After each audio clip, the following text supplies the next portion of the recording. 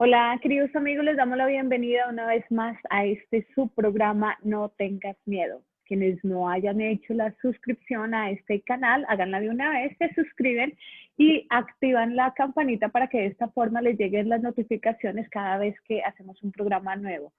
Como ya les había dicho en el anterior programa, hoy tendremos la segunda parte de nuestro tema: ¿qué pasará antes y después de la aparición del anticristo? Recuerden que este tema lo estamos desarrollando con Mauricio Osaeta, quien es investigador de profecías bíblicas y marianas.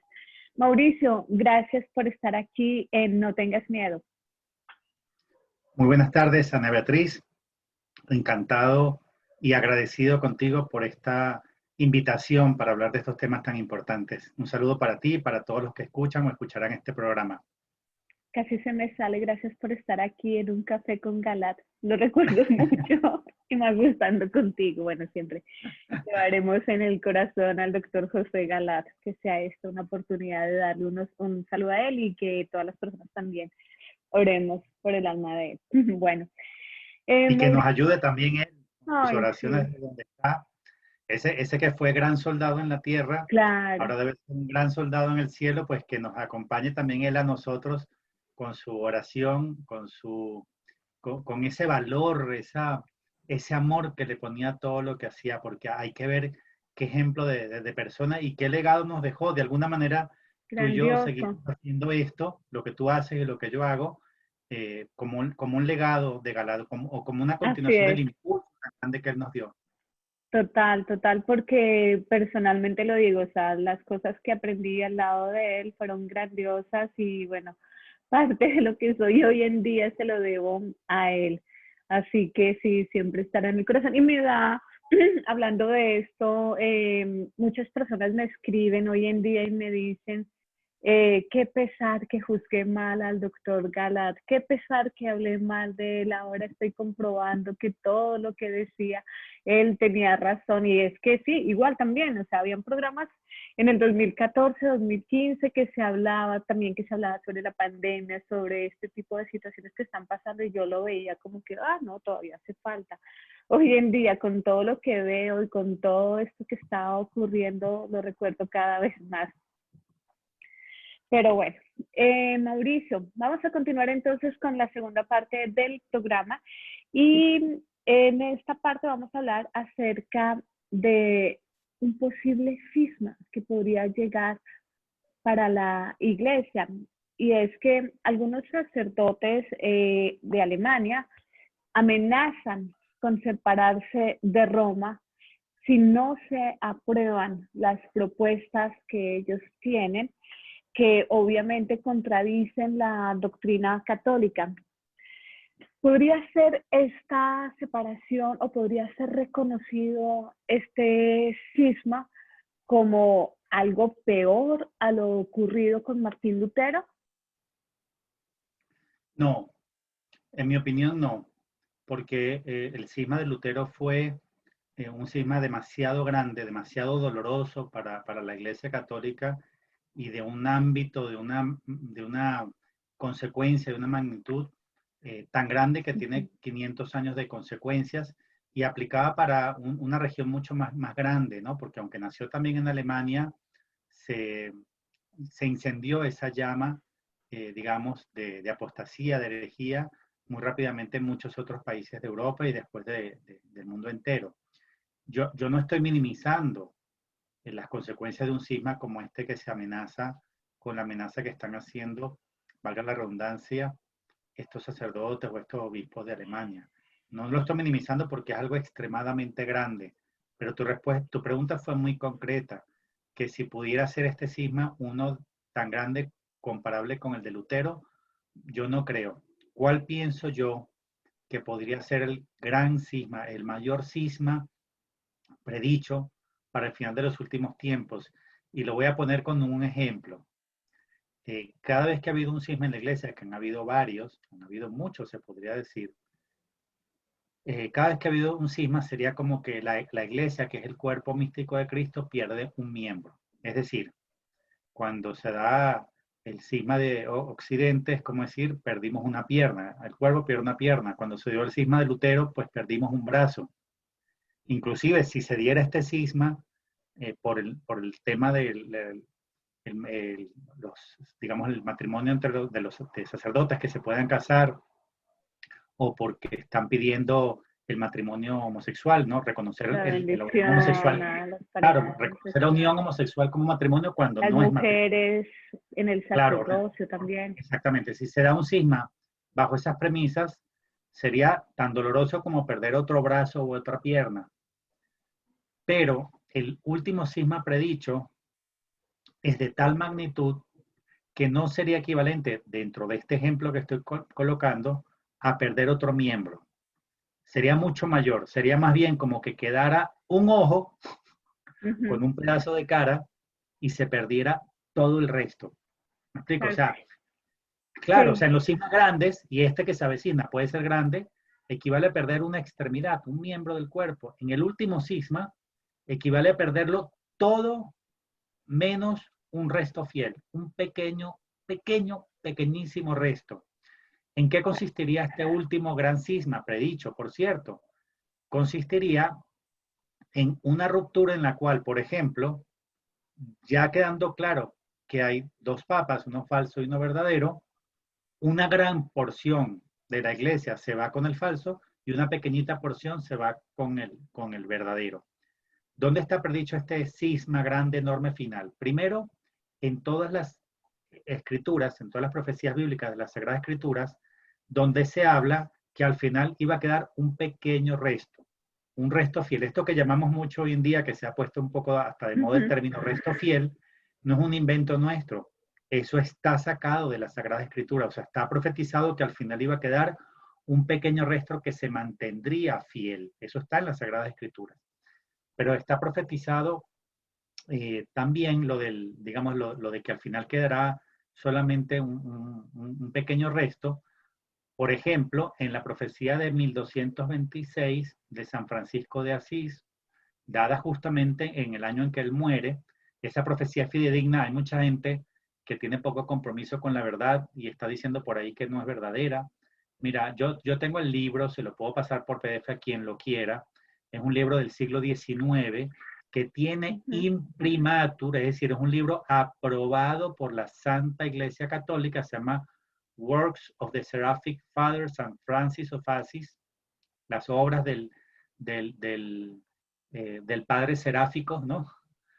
San Francisco de Asís, y hay un capítulo asociado al final de los últimos tiempos, eso está exactamente en la página 248 del libro, donde él dice claramente que al final de los últimos tiempos iba a haber una confusión, una conmoción enorme, un cisma enorme, que iniciaría con un papa elegido no canónicamente, que llegaría al pontificado cuando todavía estuviera vivo su predecesor. Fíjate lo interesante, o sea, él dijo en 1226 que se elevaría al pontificado un papa elegido no canónicamente, cumpliéndose, por cierto, así una profecía bíblica de Juan 10:1, donde Jesús dijo, en verdad os digo, quien no entra por la puerta en el redil de las ovejas, sino que escala por otro lado, ese es un ladrón y un salteador.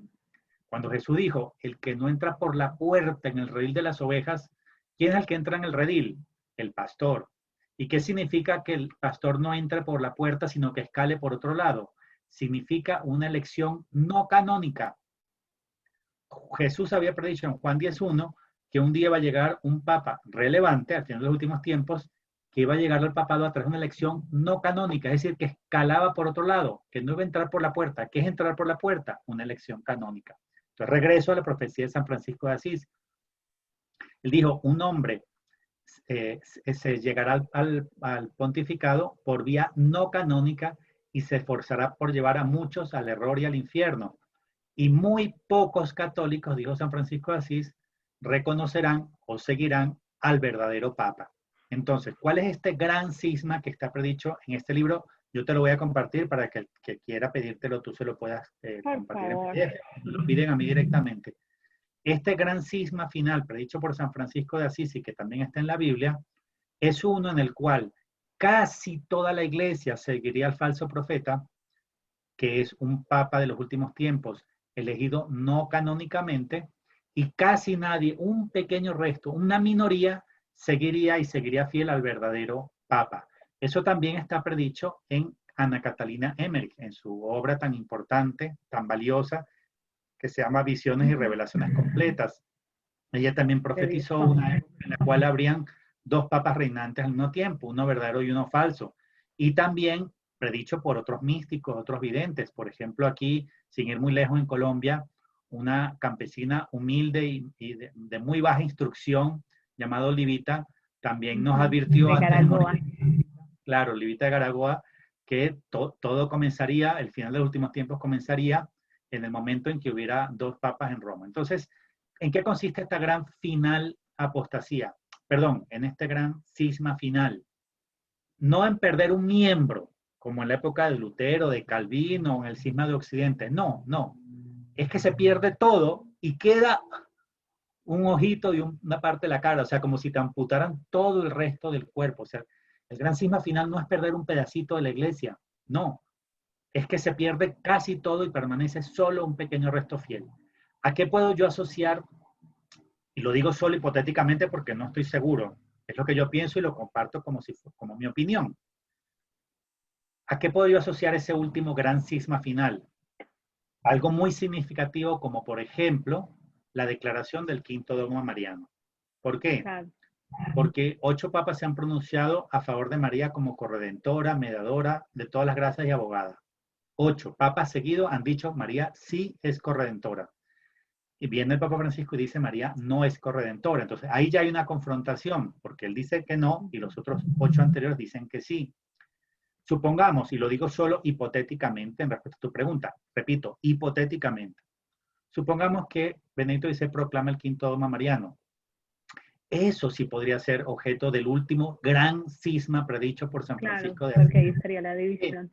Claro, ahí sí sale una división fuerte y definitiva, total, porque al proclamar un dogma estaría diciendo Benedicto XVI, yo soy el verdadero papa, yo soy el verdadero vicario. Entonces ahí sí se crea una ruptura total, Ana Beatriz, total. Claro. Uno, entonces el papa sí es Benedicto y me quedo con él, me uno a su pequeña iglesia, a su resto fiel, y el resto grande, la inmensa mayoría diría, no, este no puede proclamar un dogma, este solo es emérito, él no puede hablar, no tiene derecho a hablar. Yo me quedo con Francisco que dijo que María no es corredentora. Eso sí podría ser el último gran, definitivo, devastador cisma de la iglesia. ¿Crees, Mauricio, que ese pequeño grupo de resto fiel estaría expuesto a una persecución como ya se ha visto? O sea, es una tristeza, pero digamos que sacerdotes que han dado bendición a matrimonio, bueno, a matrimonio a parejas gays, que han dicho cualquier cantidad de cosas que van en contra de la doctrina, no reciben ningún castigo. Pero, por ejemplo, vemos como lo que sucedió en el seminario San Rafael, seminaristas que solamente quieren recibir la comunión en la boca, que se resisten a recibirla en la mano y ya tienen el cierre del seminario. Entonces parece que hoy en día los castigos fuertes, la persecución sea para quienes quieran defender la doctrina y que quienes van en contra de la sana doctrina tengan hasta premios, o sea, que no pase nada con ellos. Así es, esa persecución ya comenzó. Y de hecho, a personas que habían sido condenadas claramente por la iglesia, por ejemplo, cuando el Papa Benedicto XVI, antes del 2013, condenó a algunos obispos en Estados Unidos por temas de acusaciones gravísimas, demostradas, ¿no? De pedofilia o de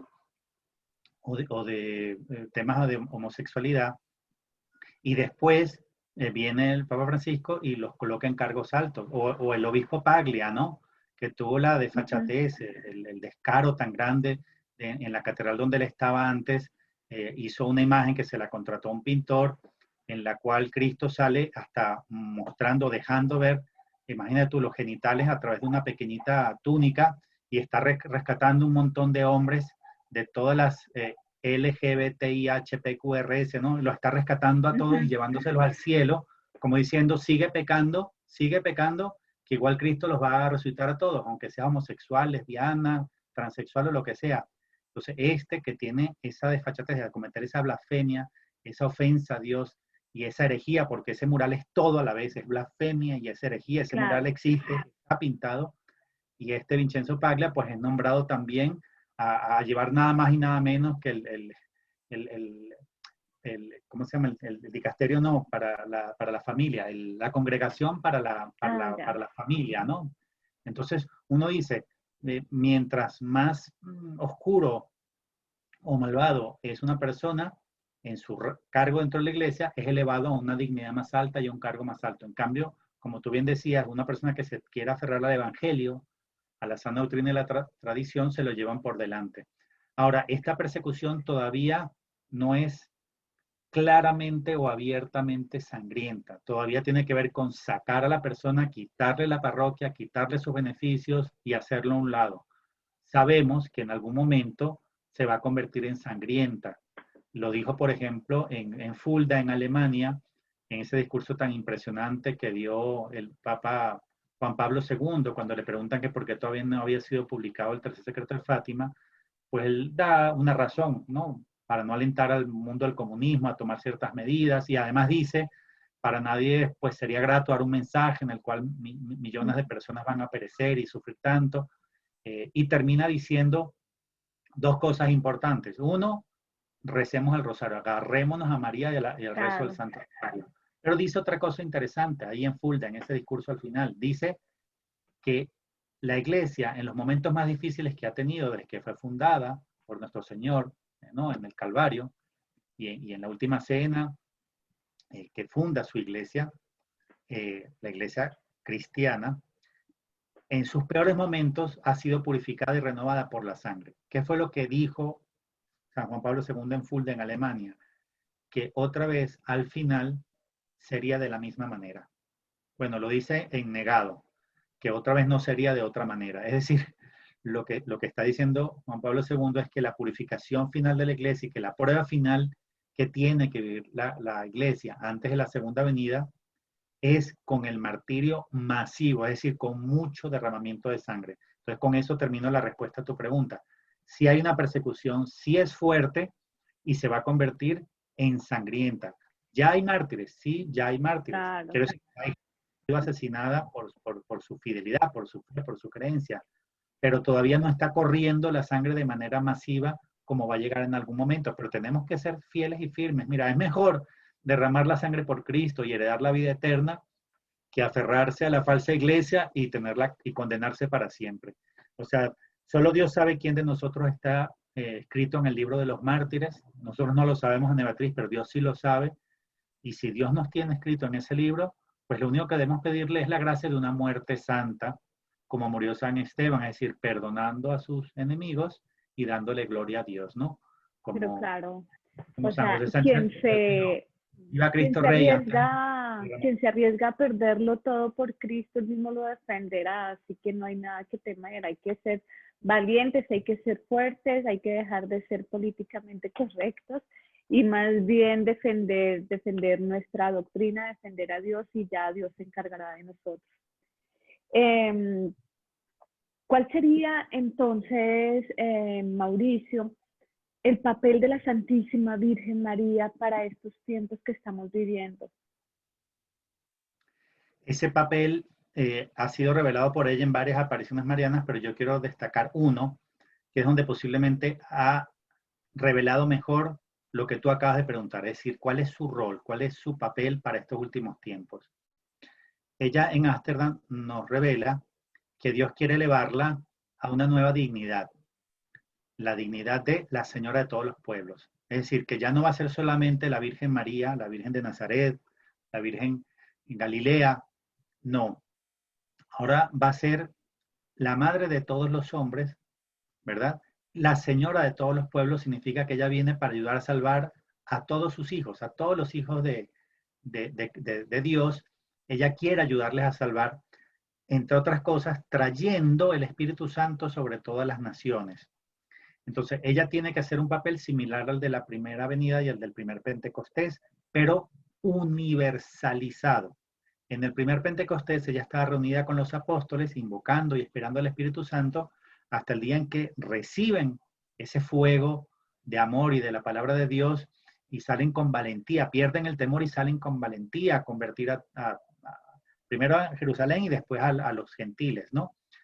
Entonces María nos explica en Ámsterdam que es enviada por Dios para hacer lo mismo en preparación a su segunda venida. Es decir, para que estando nosotros en cenáculos de oración con María, rezando el rosario a diario con María y rezando a diario la oración de Ámsterdam, invoquemos ese segundo Pentecostés para que sea derramado el Espíritu Santo sobre el mundo, con lo cual ocurren dos cosas. Uno, volveremos a salir a evangelizar con la fuerza de los primeros apóstoles. Llenos del Espíritu Santo perderemos el temor y seremos a evangelizar, además, en cualquier lengua. Quiero decir, ya no estaré yo limitado por saber solamente 3 idiomas, ¿no? Si Dios me tiene que enviar a China o tiene que enviarme a Rusia a evangelizar, pues no tendremos una limitante con el idioma. Bien sea porque el Espíritu Santo me lleva a hablar ese idioma, o bien sea porque yo hable en el idioma que sé y ellos me escuchen en el idioma que saben. ¿Me explico? Es decir, Claro, se como rompe la sucedió con los barrera del idioma. apóstoles y Pero además Pentecostés. María nos dice que esa invocación del Espíritu Santo y ese segundo Espíritu Santo, si lo invocamos a diario y nos tomamos en serio los mensajes de Ámsterdam, van a ayudar a minimizar los efectos de la gran tribulación en las naciones, que son la corrupción, las calamidades y de la guerra. Entonces, eso por un lado, es decir, es invocar el Espíritu Santo junto con María para que ese segundo Pentecostés sea transformador en el mundo, sea un gran revés a las fuerzas de las tinieblas, ¿no?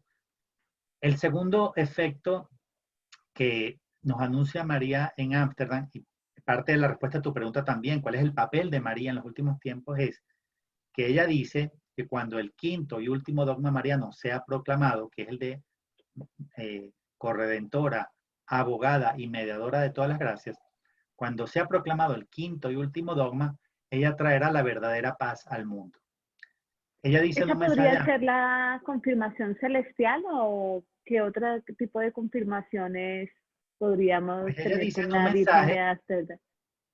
ella dice que en un mensaje que la verdadera paz al mundo constituye en la venida del reino de Dios a la tierra. Es decir, ella dice, cuando yo sea proclamada por el quinto dogma mariano, quinto y último, dice, quinto y último, vuestra madre les va a dar la verdadera paz. Y la verdadera paz al mundo no es otra que la venida del glorioso reino de mi Hijo a la tierra. Entonces, mira qué importante el mensaje de Ámsterdam y qué poco conocido hoy en día, porque realmente se habla muy poco de Claro. Ámsterdam. Se habla mucho de Fátima, de La Salet, de Akita y de tantas otras, ¿no? Incluso de Ujú. Garabandal y de Peñablanca. Garabandal. Pero qué poco se está hablando hoy de Ámsterdam cuando es una de las más relevantes asociadas a tu pregunta, o sea, al papel, al rol de María en la salvación del género humano en los últimos tiempos. Y eso está asociado justamente por esas dos manifestaciones. El segundo Pentecostés, que coincide con el aviso, o sea, es la misma manifestación, es el mismo día, y con la proclamación del quinto domo mariano, con la cual ella va a traer la verdadera y definitiva paz al mundo, que no es otro que la instauración del reino de Cristo en la tierra. Entonces, imagínate la importancia de Ámsterdam, Ana Beatriz, y por eso es que tenemos que aprendernos la oración y rezarla a diario, y también difundir la imagen de la Virgen, de la Señora de todos los pueblos. Muy bien, perfecto. Mauricio, de todos los mensajes que recibió el padre Gobi, ¿podrías de pronto señalarnos algunos mensajes que él haya recibido y que tenga relación para estos tiempos que se viven? Bueno, hay dos mensajes que yo creo que vale la pena destacar porque hay un misterio muy grande en relación al tercer secreto de Fátima, ¿no? El tercer secreto de Fátima se sabe con seguridad, con certeza absoluta, eh, se guardó siempre en dos sobres separados. Un sobre tenía la visión que fue revelado en el año 2000, la visión de Lucía, donde ella habla de que primero ven un obispo vestido de blanco y después ven en un contexto de guerra o de muerte, ¿no? De destrucción, de devastación, ve al Papa caminando apesadumbrado entre cadáveres, llega a una colina, se arrodilla frente a una cruz que parece de alcornoque, y ahí es asesinado y los ángeles recogen la sangre de los mártires, etcétera, etcétera. Todo eso es la visión de Lucía de Fátima del tercer secreto, la visión. Y eso fue guardado en un sobre. Luego vienen las palabras proféticas de María, que es la explicación de esa visión. Y eso fue guardado en otro sobre. ¿Por qué sabemos que, y ya voy a contestar puntualmente tu pregunta, pero tengo que hacer primero ese preámbulo? Sí, ¿Por claro. qué sabemos con certeza absoluta que son dos sobres? O sea, que el secreto tenía dos partes. Hay muchas, muchas pruebas de ello. Una de ellas, por ejemplo, es que los papas han tenido acceso a un sobre y al otro en momentos distintos. Por ejemplo, Juan Pablo II había leído la visión de Lucía, la visión de ella. Hemos visto un obispo de vestido blanco y después el papa que lo matan y tal. Él lo había leído antes del atentado que él sufrió de manos de Ali Akka en la plaza San Pedro. ¿Recuerdas cuando le dispararon 2 veces en el Sí, pecho? claro que sí. Él había leído el primer sobre que tenía la visión de Lucía de Fátima. Después del atentado que él sufre y que se salva, ¿no? Que él milagrosamente es salvado, porque ¿quién sobrevive a 2 tiros a tan cercano directamente al corazón? Prácticamente un milagro. Después de que él se salva milagrosamente ese atentado, él pide que le traigan el secreto para leerlo y lo lee. Entonces, uno se pregunta, ¿cómo que pide que le traigan el secreto para leerlo? Si ya constaba en las actas del Vaticano que él lo había leído antes. No, Ana Beatriz, lo que pasa es que le está pidiendo el otro sobre, el que tenía la parte de la revelación de María, la explicación de María de esa visión. Lo mismo ocurrió con Pablo VI, o sea, el momento en que leyó el primer sobre no es el momento en que leyó el segundo. Hay otra forma en que sabemos que hay más que la visión que el Vaticano reveló como tercer secreto en el año 2000. ¿Por qué sabemos que hay más que la simple visión? Porque cuando María termina de darles esta visión, la visión la describe Lucía, ella ve la visión. Y después María comienza una parte del secreto que comienza diciendo, en Portugal se conservará el dogma de la fe. Y sigue con un texto que no ha sido revelado. ¿Por qué sabemos que hay un texto? O sea, que hay unas palabras proféticas de María y una explicación de la visión. Porque cuando ella termina de explicar lo que explica verbalmente, le dice Lucía a la Virgen lo siguiente. Ella queda impresionada con lo que le acaba de decir María y le dice así, esto lo podemos revelar. Y la Virgen le dice, a Francisco sí, a más nadie por ahora. Yo te diré la fecha en lo que tendrás que revelar. ¿Por qué? ¿Por qué le pregunta esto y por qué le responde que a Francisco sí? Para eso tenemos que entender que los pastorcitos de Fátima tenían 3 roles distintos en esas visiones de Fátima. Lucía escuchaba a la Virgen y hablaba con la Virgen. Jacinta escuchaba a María, pero nunca habló con ella, jamás le dijo nada. Francisco ni escuchaba ni hablaba con la Virgen, solo veía. Ya. Y esto que acabo de decir es muy relevante, Ana Beatriz, porque significa lo siguiente. Cuando María les muestra el tercer secreto de Fátima, eso lo vieron igualito los 3, porque los 3 veían. Después María dice unas palabras y en respuesta a esas palabras, Lucía le dice, esto lo podemos anunciar al mundo. Y María dice, todavía no. Al único que se lo puedes decir ahora es a Francisco. ¿Qué significa eso? Sí. Que María sí dijo algunas palabras asociadas a la visión. ¿Me expliqué? Es Claro, decir, sí, sí, sí. muchas pruebas, y acabo de decir varias, de que el secreto estuvo en 2 sobres separados y la iglesia reveló como el tercer secreto solamente el primer sobre, que es donde está la visión de Lucía. Ahora bien, mira qué interesante lo que te voy a contar, es extraordinario. La iglesia nunca quiso publicar el segundo sobre porque era un mensaje demasiado comprometedor, demasiado crudo, un mensaje extremadamente difícil de dar al mundo. Pero como nunca fue publicado, tenía que ser publicado en 1960 y no lo obedeció, Juan XXIII no obedeció esto, y después ningún otro papa tampoco se atrevió a proclamarlo, o no los dejaron, porque los papas o conciliares han sido medio presos todos en el Vaticano. Quiero decir, presos de los comunistas y de la masonería eclesiástica infiltrada. Entonces, como nunca fue publicado las palabras proféticas de María, de la explicación de María de esa visión, María, ¿sabes lo que dijo? Bueno, pues yo lo voy a revelar por otro lado.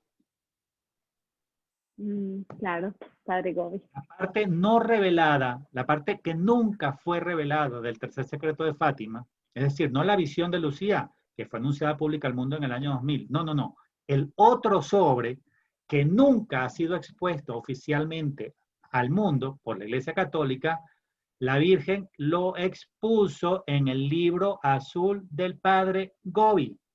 No una, sino varias veces. Yo te voy a referir 2 mensajes donde está el tercer secreto de Fátima anunciado, explicado.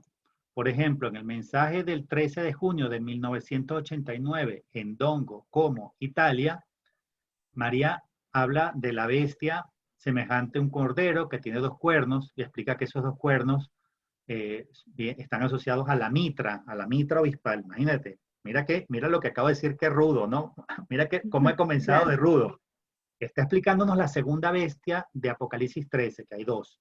Está explicando la segunda y asocia que esa segunda bestia tiene 2 cuernos por la mitra obispal. Aquí ya va mal la cosa, ¿no? Está asociando una bestia satánica, una bestia apocalíptica, la está asociando a un obispo.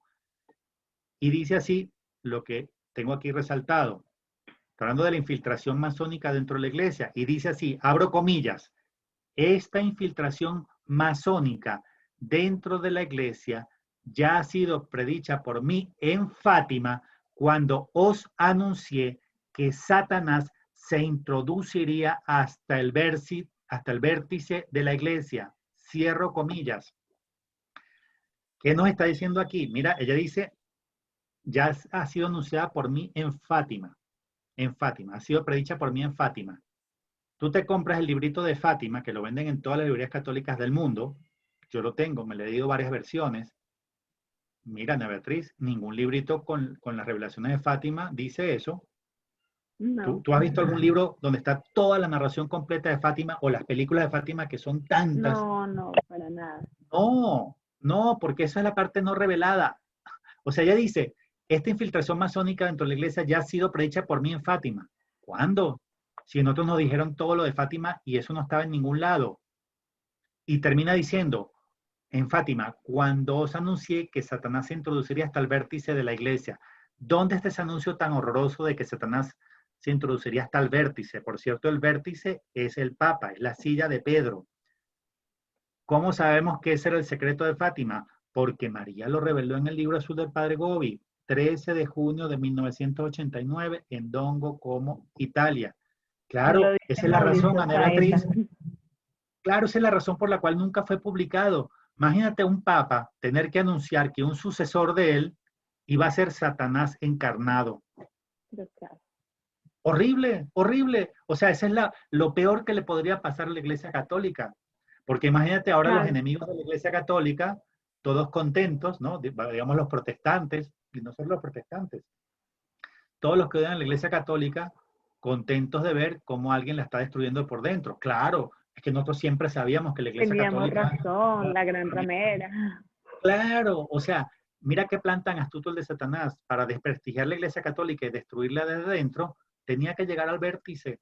Y para nosotros como católicos, no puede haber un mensaje más doloroso. Porque si nosotros amamos verdaderamente a nuestra Iglesia Católica, que es nuestra madre, es el cuerpo místico de Cristo, es nuestra maestra, es nuestra luz, nuestra esperanza, es nuestra vida, la Iglesia Católica, que Satanás llegue al vértice, es decir, al papado, es decir, a la silla de Pedro, es la peor de todas las peores posibles noticias. O sea, no puede haber un plan más malvado, más macabro y más terrible que este.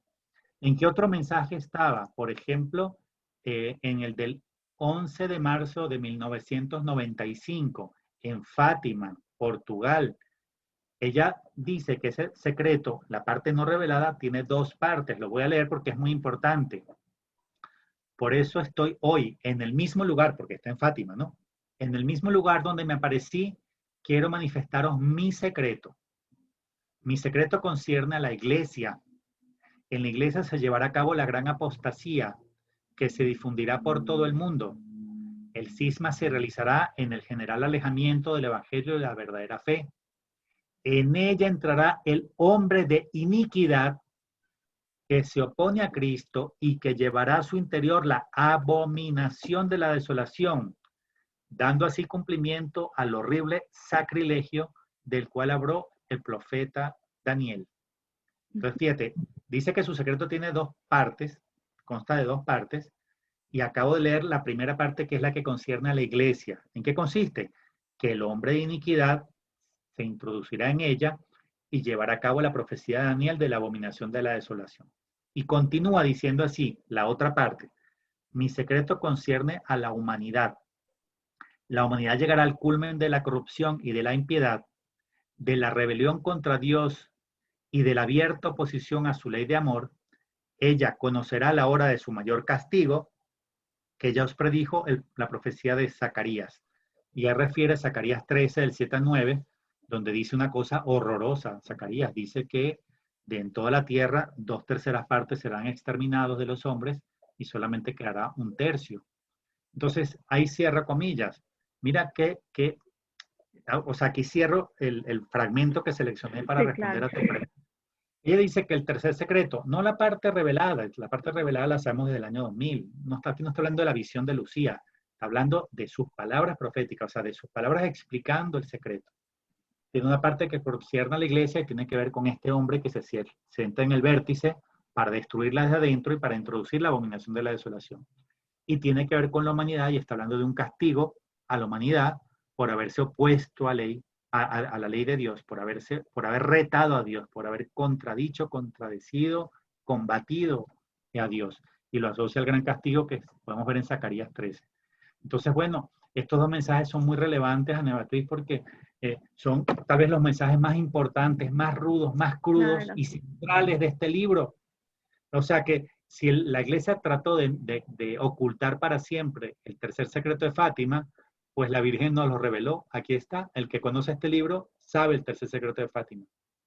Así es, Mauricio. Y bueno, nos has dado ya muy detalladamente sobre el papel de la Santísima Virgen María para estos tiempos. Ahora, te pregunto, ¿cuál sería el papel de nosotros como católicos y como este pequeño del resto fiel que aspiramos poder llegar a ser? Nosotros, a ejemplo de los gigantes en la fe que ganaron batallas para Dios, como Josué, Gedeón, Matatías, como Judas Macabeo, o como San Atanasio ya en el siglo IV, como Santa Juana de Arco y tantos otros gigantes en la fe, tenemos que seguir el ejemplo que nos dejaron estos gigantes de la fe. Yo lo resumo en 3 palabras, en 3 gestos. Uno es vivir en santidad, es decir, cumplir los mandamientos. El mundo está en oposición a los mandamientos, está exaltando los pecados capitales, pues nosotros tenemos que vivir en estado de gracia permanente, cumplir los mandamientos. Dice la Biblia, dice Jesús en el Evangelio, quien me ama guarda mis mandamientos, ¿no? Es decir, quien diga que ama a Cristo y vive en pecado mortal, vive pecando siempre, no lo ama, es un mentiroso. Quien me ama guarda mi palabra, guarda mis mandamientos. Lo segundo era la confianza puesta en Dios. En Dios. Hoy en día la confianza en qué está puesta, en la vacuna, ¿no? Sí, total. No, ya el Salvador no es Cristo, ahora el Salvador es la vacuna. Y lo tercero es la obediencia a Dios. La obediencia, ser obedientes a lo que Dios diga. Entonces, esa es la fórmula con la cual los gigantes de la fe ganaron todas las batallas para Dios. Vida en santidad, la confianza puesta en Dios y la obediencia a Dios. Entonces voy a enfocarme un poquito en este último punto de la obediencia a Dios porque está muy asociado a tu pregunta. Cuando nos dice María en Fátima, por ejemplo, que tenemos que consagrarnos a su Inmaculado Corazón y que tenemos que rezar a diario el Santo Rosario, y ese mensaje lo vuelve a repetir en otras apariciones marianas, pues tenemos que ser obedientes, es decir, tenemos que consagrarnos al Inmaculado Corazón de María y tenemos que rezar al diario el Santo Rosario, tenemos que ser obedientes.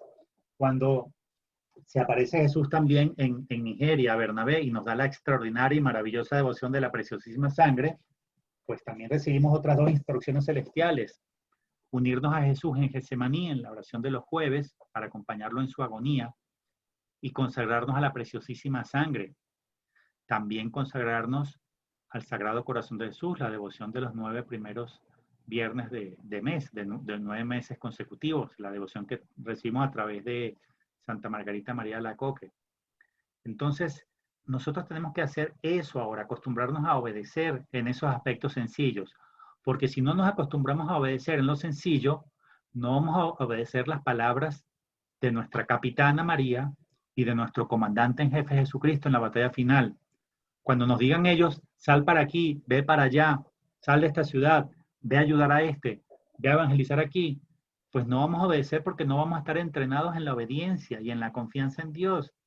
Es Ah, decir, no vamos a ser soldados verdaderamente de Jesús y de María, y no vamos a ser verdaderos instrumentos para la renovación de la faz de la tierra si no aprendemos esas 3 lecciones de los santos: la vida en santidad, cumplir los mandamientos, la confianza puesta en Dios y solo en Dios, no en las personas, no en los videntes, no en las vacunas, y la obediencia a Dios. Si María nos dijo en Medjugorje, hijos míos, quiero que mis apóstoles en los últimos tiempos ayunen a pan y agua los miércoles y viernes, pues hay que obedecer a María. Ya sabe por qué necesitamos ayunar: para vencernos a nosotros mismos, para tener templanza, para dominar el cuerpo, para tener sabiduría. La sabiduría divina se gana con esfuerzo. Me refiero con esfuerzo de la mortificación y del ayuno. Entonces, para nosotros poder aportar en este plan salvífico de Dios en los últimos tiempos, tenemos que vivir en santidad. Lo estoy repitiendo no para ser cansón, sino como un recurso pedagógico para ver si logro que sea memorizado, porque es fundamental tu pregunta y la respuesta. Para poder colaborar en el plan salvífico de Dios, de la salvación de las almas y de traer el reino de Cristo a la tierra y de aportar al triunfo de los sagrados corazones de amor de Jesús y María, esas son las 3 pasos, las 3 fundamentos: la vida en santidad, que incluye también, por supuesto, la oración y los sacramentos, la Santa Misa, la adoración eucarística. La vida en santidad, la confianza puesta solo en Dios y la obediencia a Dios, que también obedecer a María es obedecer a Dios, porque María no trae instrucciones separadas a las de Dios o a espaldas de Dios. Entonces, si hacemos esas 3 cosas, tendremos un rol activo y no pasivo en la gran tribulación, en la salvación de las almas, en la llegada, en la traída, en la atracción del reino de Dios hacia la tierra, en la renovación o restauración universal, predicha en Hechos 3:21, y en el triunfo de los sagrados corazones de amor de Jesús y de María. así es. Bueno, pues Mauricio, muchísimas gracias por todo este conocimiento que nos has transmitido en estos 2 programas. Gracias también por estos mensajes que nos ayudarán muchísimo. Y bueno, esperamos tenerte en un próximo programa. Dios te bendiga. Muchas gracias. Gracias, Ana Beatriz. Un gran saludo. Mis bendiciones para todos ustedes desde la ciudad de Medellín, en Colombia, y que la Santísima Virgen María los cubra con su manto y seamos obedientes a Mamita María. Ella nos pidió aprendernos la oración de Ámsterdam, nos pidió difundir la imagen de Ámsterdam para pedir el segundo Pentecostés y para pedir la proclamación del quinto dogma mariano. Pues seamos obedientes, seamos como niños. Si nuestra Madre del Cielo nos dice que hagamos eso, eso debemos hacer. Un abrazo y me despido con mucho cariño para todos. Dios los bendiga. Amén. Amén. Amén. Muchas gracias.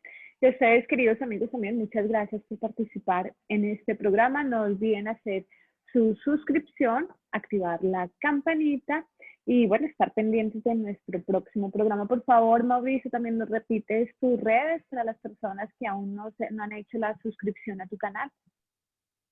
El canal de YouTube se llama Ya Llega Nuestra Liberación y la página web, pues homónima, www.yalleganuestraliberacion.com. Muchas gracias, gracias a todos y que Dios los bendiga.